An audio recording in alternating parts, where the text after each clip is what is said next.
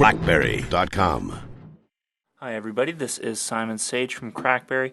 Today we are checking out a few tips for the calendar in BlackBerry 10. They're overall pretty straightforward and will definitely help you save a little bit of time. So first off, a quick easy little thing here is changing the colors in the calendars. All you have to do is swipe down from the top of the calendar app there and jump into settings here, and you've got a dedicated option here for calendar colors. So from here you can switch that color over to a whole wide variety here, depending on whatever makes most sense to you. So that will definitely help you stay organized from the calendar app. There are a lot of calendar options that build right into the hub actually. So we're going to dive in there really quick and you'll see that if you scroll up past the top here, your upcoming calendar items will show up right there. So that is often hidden from view and might not be immediately obvious for many people. So that's handy stuff right there. Also from within the hub, you can create calendar items based out of emails or messages coming in here. So it's really simple. You just hold down on whatever email you have there and then tap through on that overflow button. You've got an option to invite to meeting. So from there you'll have the subject populated by the email line, and you'll have automatically invite anyone who the email address was related to, and have the body of the email put into the notes section there. So that's pretty handy stuff overall, and lets you populate your calendar without having to jump into the calendar app separately. Jumping back into the calendar application, we can take a look along the bottom here. These are three standard views for looking at your calendar. So that's pretty simple. But what you might not notice is from the month view is if you pull up to the top here, you can actually see the next 4 months and jump between any of them. So that's kind of handy stuff there. And again, not something that's really immediately obvious. Just tap again on the month in order to jump back to whichever month you're currently in.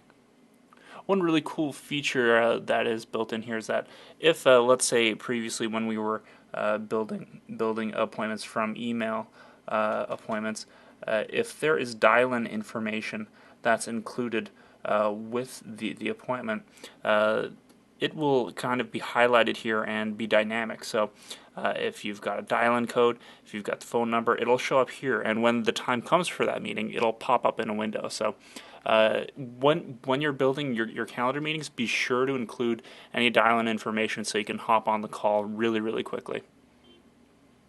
Now, let's say that you have access to a whole bunch of different calendars. You can manage which ones show up here through the Manage pane. And let's say, for example, you're part of a lot of BBM groups, and you don't necessarily have to have them bogging up your usual view. You can close those down and just make sure that they aren't taking up any room, and that'll keep your calendar nice and uncluttered. You might also notice that on some days the numbers are actually a little bit bigger. That's because they change dynamically based on how busy those days are. So you'll see the 28th and the 29th there are bigger than some of my quieter days here.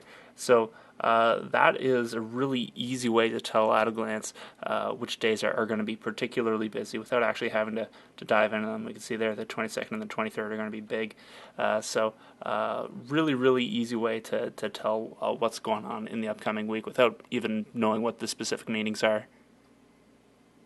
Now, we mentioned earlier about hiding some of the calendar items that are showing up here, but let's say you want to disconnect from them altogether. You can do that by swiping down from the top of the screen, jumping into settings, and then launching into your accounts. And then from here you can dive into, say, let's see here. If you have an Exchange account here, you can dive in there, and there's a toggle down here to turn off the calendar. If you want to get rid of your Facebook events, you can also do the same there. In other instances, for example, with Gmail, if you're just using the standard IMAP, it will usually include a separate section here along with contacts and email, and another one for calendar. So in those instances, you'll be able to delete it right from the bottom there. So that is helpful if you are connected to a bunch of different accounts and you'd rather have them not only hidden but completely disconnected from your device. And that's about it from the BlackBerry 10 calendar. It's hugely helpful, very practical, and with these little handful of tips, hopefully you'll be getting around it a lot more smoothly.